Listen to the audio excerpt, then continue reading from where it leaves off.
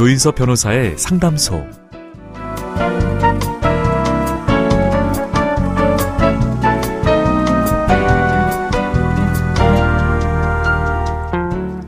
어서 오세요. 기다리고 있었습니다. 무슨 일이 있으신가요? 편하게 말씀하세요. 제가 들어드리겠습니다. 속 시원하고 정확한 자문으로 법률 문제를 풀어드리는 조인섭 변호사의 상담소, 지금 바로 문을 열겠습니다. 저는 조인섭입니다.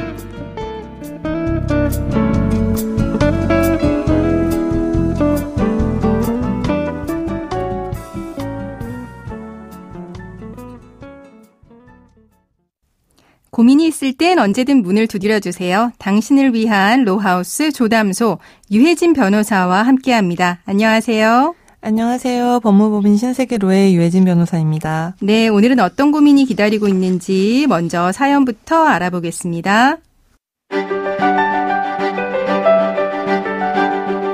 저는 원치 않는 임신으로 남편과 결혼했습니다. 서로 애정이 없는 상태로 신혼을 보냈고 결혼한 지 채 1년이 안 됐을 때부터 각방을 쓰기 시작했죠. 살다 보면 애정이라는 게 생길 줄 알았는데 그렇지 않았습니다. 우리 부부는 아이가 중학교 입학할 때까지 특별한 용무가 없으면 눈 한 번 마주치지 않았습니다. 남보다도 못한 관계였죠. 이렇게 허울뿐인 결혼 생활을 유지하면 뭐하나 싶더라고요. 그래서 그만 정리하고 싶은데 시댁에서는 우리 집안의 이혼은 절대 있을 수 없다고 했고 남편도 협의 이혼은 안 해준다고 합니다. 사실 저도 덜컥 이혼하는 게 부담스럽긴 합니다. 아직 아이가 미성년자이고 그동안 저는 쭉 전업주부로 지냈기 때문이죠. 그러던 찰나에 최근 조론하는 부부들이 늘고 있다는 걸 알게 됐습니다. 솔깃한 이야기였습니다. 할 수만 있다면 조론하고 싶은데 어떤 절차가 필요한지, 합의서는 어떻게 작성해야 하는지 알고 싶습니다.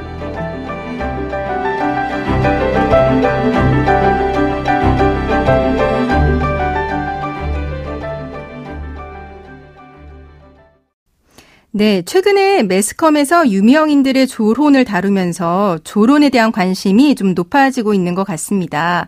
우선 조론이란 무엇인지 알려주세요. 네, 조론은 말 그대로 결혼을 졸업한다는 뜻입니다. 네. 혼인관계는 유지하되 서로의 사생활을 터치하지 않고 각자의 인생을 즐기기 위한 제도로 최근 각광받고 있습니다. 네. 다만 조론은 법적인 개념은 아닙니다. 그래서 조론을 직접적으로 청구한 재판은 아직까지는 없었습니다. 네, 그렇죠. 그러니까 뭐 이혼 청구라고 하는 건 있지만 조론 청구 이런 재판은 없는 거죠. 그렇다라고 하면은 조론 어쨌거나 내가 원한다라고 하면은 상대방과 합의 없이 일방적으로 이거를 결정할 수가 있는 걸까요? 말씀드렸다시피 조론은 법적인 개념이 아니기 때문에 조론하는 데 특별한 요건이 필요한 것은 아닙니다. 네. 그렇다고 해서 한쪽이 조론을 원하면 바로 조론이 된다고 보기도 어렵습니다. 네. 예를 들어 남편이 조론을 요구해도 아내가 거부하면 조론은 성립되지 않습니다. 네. 만약 남편이 일방적으로 조론을 선언하고 집을 나가면 가출이 되고 네. 장기간 집에 들어오지 않으면 일방적인 별거가 되는 것이지 조론이 되는 것은 아닙니다. 네, 그러니까 한쪽만 원한다고 해서 조론이 되는 거는 아닌 거고, 결국은 부부간의 합의가 반드시 필요하겠네요. 그러면 조론을 하려면 어떻게 해야 하나요?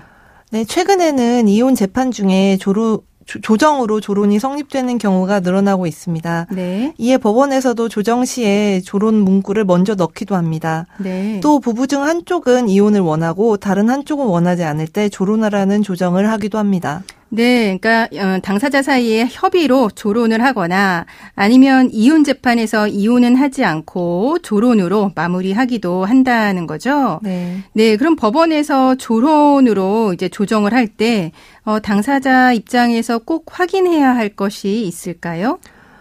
조론할 때 현실적으로 가장 문제가 되는 것은 아무래도 재산입니다. 네. 현행법상 배우자 명의로 된 재산을 분할받으려면 이혼 절차를 거쳐야 하는데 조론은 아직 법적으로 부부관계를 유지하고 있는 상태이기 때문에 재산 분할 청구를 할 수가 없습니다. 네. 또 법적인 부부에게는 부양 의무가 인정됩니다. 따라서 조론 합의서에는 재산 분배와 생활비 지급에 대한 조항이 반드시 들어가야 합니다. 네, 뭐 어떻게 생각하면은 이런 거를 더 원하시는 분들도 있긴 하시겠어요. 네. 또 들어가야 된 내용은 뭐가 있을까요? 또 각자의 사생활을 어디까지 보장해주고 인정할 것인가 하는 문제가 중요한데 네. 특히 이성 문제의 경우 서로 예민할 수가 있습니다. 그렇겠죠? 네. 결혼 후에 이성과의 교제를 어느 정도까지 허락할 것인지 미리 합의하지 않은 경우에는 나중에 분쟁이 발생할 수 있으니 이 점을 명확히 해두는 것이 필요합니다. 네. 실제로 아내가 다른 남성과 함께 해외여행을 간 사안에서 고등법원은 다른 이성과의 교제 및 성관계에 대한 책임을 묻지 않는다는 취지의 각서를 작성한 사실이 있으므로 혼인 파탄의 주된 책임이 아내에게 있다고 볼 수 없다고 판결하기도 하였습니다. 네, 그러니까 조론을 하면서 이런 부분을 명시를 하면 이후에 다른 이성을 만나더라도 법적으로 책임은 지지 않는다는 이야기네요. 네, 그러면은 이제 합의사항을 구체적으로 기재하는 것이 가장 중요할 것 같습니다. 이 조론 합의서를 작성하시려고 하는 분들한테 유용한 정보를 하나 준다면 어떤 게 있을까요? 네, 합의사항은 반드시 기록과 증거로 남겨야 효력이 있다는 점을 기억하시면 좋을 것 같습니다. 공증을 받으면 가장 완벽한 합의서가 될 수 있겠지만 공증 절차가 번거롭다면 서면으로 작성하되 합의사항을 최대한 구체적으로 기재하는 것이 필요합니다. 네. 다만 합의된 사항이라도 일방에게 지나치게 불리하다면 불공정한 계약이 되어 민법에 위반될 소지가 있기 때문에 이에 대하여 주의가 필요합니다. 네, 아무래도 조론 생각하시면 합의 내용 정확하게 잘 살펴보시고 법률 전문가의 도움을 받는 것도 한번 생각해 보시면 좋겠네요. 네, 그리고 한 가지 더 중요한 부분도 짚어주셔야 될 것 같은데요. 이렇게 조론을 하면서 재산 분할에 대해서 어느 정도 합의서를 쓴 경우에 이 합의서 쓴 거가 실제로 이혼할 경우에도 유효하게 되는 걸까요? 합의서 같은 경우에는 사실 부부 간의 합의에 불과하다고 볼 수도 있을 것 같습니다. 다만 합의서 작성 시점을 별거 시점으로 인정을 받을 수 있을 것 같습니다. 그래서 법원으로 넘어가게 되면 합의서 내용만으로 재산 분할을 똑같이 100% 그렇게 받기는 좀 어려울 수 있겠지만 재판 시에는 법원의 기준 자체가 있기 때문에 그 기준에 따라서 판단을 받되 말씀드린 대로 합의서 작성 시점을 별거 시점으로 인정을 받아 혼인 파탄의 시기로 인정을 받고 그에 따라 재산 분할이 이루어질 것 같습니다. 네, 그러니까 조론 합의서가 재산 분할에 대해서 있다라고 하더라도 여기서 재산을 포기한 거는 당사자 사이의 합의에 의한 포기이기 때문에 만약에 이제 재판을 가게 되면 재판상의 이제 기준이 적용이 되겠죠. 네, 그럼 지금까지의 상담 내용을 정리를 해보자면 최근 조론 제도가 각광을 받고 있습니다. 말 그대로 결혼을 졸업한다는 뜻인데요. 혼인관계는 유지하되 서로의 사생활을 터치하지 않고 각자의 인생을 즐긴다라고 하는 의미입니다. 조론은 법적인 개념은 아니기 때문에 특별한 요건은 없습니다. 하지만 이제 합의사항을 최대한 구체적으로 기재하고 반드시 기록과 증거로 남겨야 효력이 있다라고 하는 점은 기억하시면 좋을 것 같습니다. 네, 조인섭 변호사의 상담소 청취자 여러분들의 사연을 기다리고 있습니다. 네, 인터넷 포털 사이트 검색창에 YTN 라디오 조인섭의 상담소를 입력하시고 홈페이지에 들어오셔서 상담 게시판에 글 남겨주시면 됩니다. 이때 연락받으실 전화번호도 함께 적어주시길 바랍니다.